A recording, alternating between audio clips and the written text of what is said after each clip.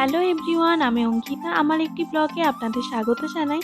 আজ বাড়িতে ডিনারে বানাচ্ছি এগ তড়কা। আপনারা কে কে খান এগ তড়কা অবশ্যই কমেন্টে জানাবেন। আমার তো খুবই প্রিয়। আর এই এগ তড়কা রুটি বা পরোটার সাথে খেতে খুবই ভালো লাগে। এগ তড়কা করার জন্য তড়কা যে ডালটা হয়, সবুজ মুগ ডালটা, সেটাকে আমি ব্যবহার করেছি।